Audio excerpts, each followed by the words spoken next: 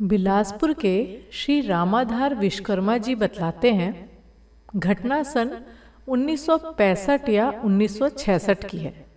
परम पूज्य गुरुदेव 24 कुंडीय यज्ञों की श्रृंखला में श्री उमाशंकर चतुर्वेदी के घर रुके हुए थे। जब गुरुदेव बिलासपुर में होते तब मैं पूरे समय उनके आसपास ही रहता, क्योंकि श्री चतुर्वेदी जी को अनेक कार्य देखने होते। उस दिन भी ब्रह्म मुहूर्त में ही मैं श्री चतुर्वेदी जी के घर पहुंच गया। गुरुवर कमरे में जहां उन्हें ठहराया गया था जा चुके थे। मैं सीधे ऊपर उनके कमरे में ही चला गया। थोड़ी देर आपस में हम दोनों की बातचीत हुई। गुरुदेव के साथ जो सज्जन आए थे उन्हें गुरुजी ने व्यवस्था हेतु यज्ञशाला भेज दिया था। यज्ञ प्रारंभ होने में अभी काफी देर थी। उसी समय गुरुजी ने ना जाने मन में क्या सोचा और मुझसे कहा, रामाधार, ना मेरे शरीर को छूना, न किसी को पास आने देना, न तुम पास आना। दरवाजा हल्का लगा दो व तुम देखते रहना, कहीं मत जाना और यहाँ से हिलना मत। मैं नाश्ता करके आ रहा हूँ। क्योंकि मैं साधना करता था, थोड़ा बहुत साहित्य भी पढ़ता था, अतः इस वर्ष की बात मुझे ठीक लगी, पर नाश्ता करके आ रहा हूँ यह बात कुछ समझ में नहीं आई। फिर भी गुरुजी का आदेश है, इसका प्राणपण से पालन करेंगे मानकर जमा रहा। दरवाजा हल्का सा लगा दिया ताकि अंदर भी दिखाई देता रहे। वह ठीक दरवाजे से सट कर बैठ गया तथा अंदर बाहर देखने लगा। मैंने देखा कि गुरुदेव ने चटाई बिछाई, उस पर लेट गए व ध्यानस्थ हो गए। मैं देखता रहा।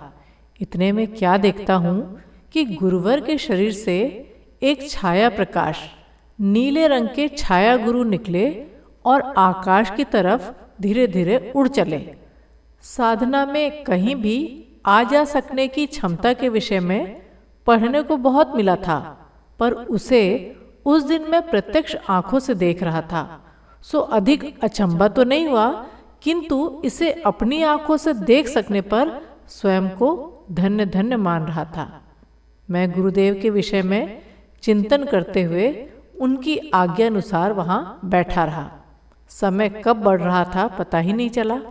1 घंटा बीत गया। इतने में श्री चतुर्वेदी जी आए। मैंने इशारे से मना कर दिया और वे लौट गए। थोड़ी देर बाद वे फिर आए और कहा, विश्वकर्मा जी, मिलने वाले लोग बढ़ रहे हैं। मैंने इशारे से फिर मना किया। वे फिर चले गए।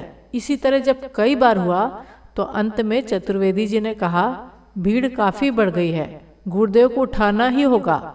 आप नहीं उठाते तो मैं उठाऊंगा। मैं पसीने पसीने हो गया। हे भगवान, क्या करूं? गुरुदेव का आदेश है, कैसे नहीं मानूं? पर 2 घंटे से अधिक समय बीत चुका था। अब मेरा मन आशंकित होने लगा, कहीं कुछ अनहोनी ना हो जाए, पर भीतर जा नहीं सकता, किसी को बता नहीं सकता। गुरुदेव का निर्देश था। मैं भीतर ही भीतर बहुत डर रहा था। फिर भी मैंने अपना कर्तव्य निभाया व चतुर्वेदी जी को रोका। कहा, कम से कम थोड़ी देर और इंतजार कर लीजिए, अन्यथा गुरु आज्ञा की अवहेलना का पाप सहन करना पड़ेगा। इस तरह से चतुर्वेदी जी को हार मानकर चले गए, पर मेरा मन बहुत भारी हो रहा था। पब्लिक को कैसे समझाएं? मेरे तो जैसे प्राण ही निकले जा रहे थे।